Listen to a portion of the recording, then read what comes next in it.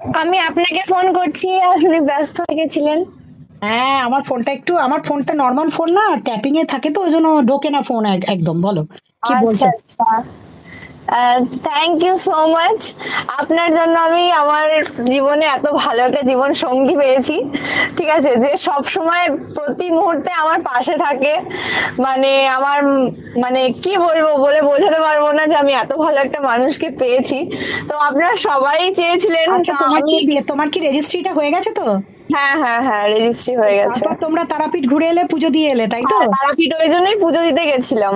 আচ্ছা, তোমার বরের নাম সৌরভ, তাই তো? হ্যাঁ একটা হ্যাঁ হ্যাঁ হ্যাঁ কলকাতার নামকরা হাইকোর্টের একজন অ্যাডভোকেট, তাই তো? হ্যাঁ হ্যাঁ হ্যাঁ।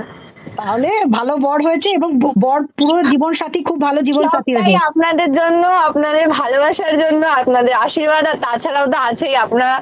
মানে অনেক আচ্ছা, বুঝিয়েছেন, আমরা আমি পার্টিটা সবকিছু কবে থেকে পাবো? বেরিয়ে এসেছি। আমরা আমরা ভোজটা কবে কবে পাবো? বলুন, কবে পার্টি নেবেন বলুন, আচ্ছা, সেদিনই তোমার পার্টি তোমার দেবো। সোশ্যাল ম্যারেজটা কবে হবে, মানে তোমাদের ধুমধাম করে বিয়েটা সোশ্যাল কবে? ম্যারেজটা একটু লেটে করব, কিন্তু রেজিস্ট্রিটা একটু মানে আগে করা হয়ে গেছে বলে রেজিস্ট্রিও একটা অনুষ্ঠান করার কথা আছে, তো সেটা সামনেই করব। আচ্ছা, তুমি কি মানে তোমরা এখন একসাথেই থাকছো তো? হ্যাঁ হ্যাঁ হ্যাঁ। আচ্ছা, ঠিক আছে, ঠিক আছে, সোনা আমার, ভালো থাকো। আর তুমি আর এসবের মধ্যে তাহলে কোনো কিছুর মধ্যে আর না নেই? না, আমি এসব কিছুর মধ্যে নেই, আর থাকবো না। Good job, good job. তাহলে তোমার বরের একটা গলাটা অন্তত শোনাও আমাদের, তোমার বরের সাথে একটু কথা বলি আমরা। একটু গলাটা তো শোনাও। বরের গলাটা একটু সাসপেন্ড। একটু গলাটা অন্তত শোনাও আমাদেরকে, হালকা শোনাও। নমস্কার। নমস্কার সৌরভ বাবু, নমস্কার।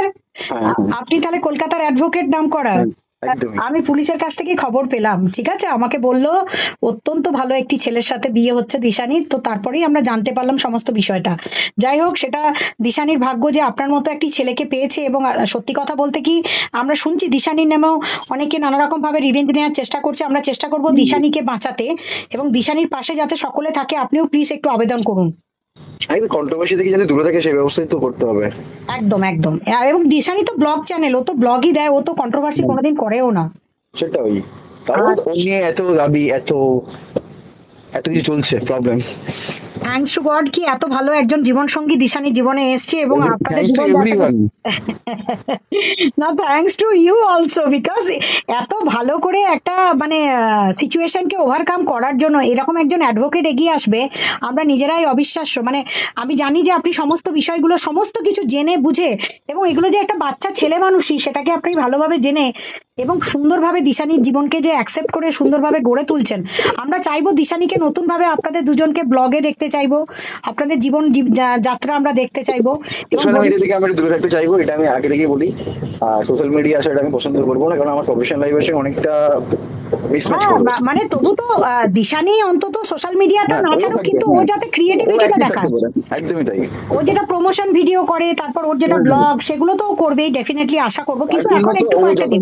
ও যতটা সোশ্যাল মিডিয়া থেকে সব থেকে আমি বলছি, সব থেকে বড় ব্যাপার হচ্ছে ও আমার এই জিনিসটাকে ভীষণ সাপোর্ট দেয়। মানে আমি এই যে ভিডিও ভিডিও করি, ও আমার ভিডিও ধরে দেয়। হয়তো আমি এখন ব্লগ দিচ্ছি না, ভিডিও দিতে পারছি না, কিন্তু আমার ভিডিও ভিডিও ধরে দেওয়া, কি ভিডিও করলে, কিভাবে ভিডিও করলে ভালো লাগবে, সবকিছু ও এক্স্যাক্টলি। আমাকে ডিসাইড করে দেয়। তাহলে একটা এডুকেটেড ছেলের এই কোয়ালিটিটাই তো দরকার ছিল। মানে আমাদের সকলের এটাই দরকার ছিল, তোমার জীবনে একটা এইরকম সুন্দর ছেলে আসুক।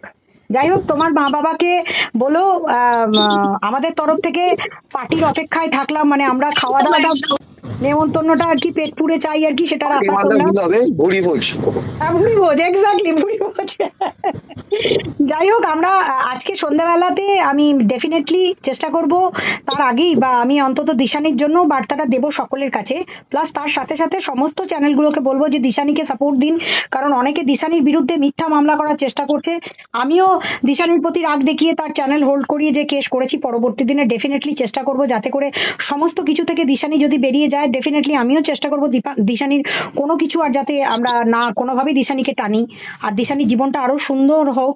কারণ কারণ এই সুন্দর ছেলে মেয়েগুলোর জীবনগুলো ভালোভাবে তৈরি করার দায়িত্ব আমাদের সকলের। তো থ্যাংক ইউ সৌরভ বাবু, আপনার মতো একটা মানুষ যাতে ওর জীবনে এসছেন এবং ওর জীবনটাকে আরো সুন্দর করে দিন, আমরা সেটাই দেখতে চাই। এবং দিশানি আরো ভালো ভালো ব্লগ করুক, প্রমোশনাল ভিডিও করুক। এই কটা দিন একটু ওভারকাম করতে হবে, সিচুয়েশন গুলো একটু আমরা ইয়ে করে নিই, তারপরে কি শুরুতে সবাই তার জন্য কিছু তো স্ট্রাগল করতেই হবে। একটু এক্স্যাক্টলি আমরা সকলে মিলে সেগুলো মানুষের কাছে বড় ওভারকাম করব। বস্তু একটা, ধৈর্যটা যদি ওভারকাম করতে পারে তবে সাকসেস হতে পারে মানুষ। Exactly exactly. যাই হোক, অনেক অনেক ভালোবাসা, সোনাকে অনেক ভালোবাসা, ভালো থেকো, আর দেখা হচ্ছে, খুব জলদি দেখা হবে। একদমই, আমার ব্যাস, অপেক্ষায় রইলাম। একদম একদম, থ্যাংক ইউ, ঠিক ভালো আছে। থেকো সোনা।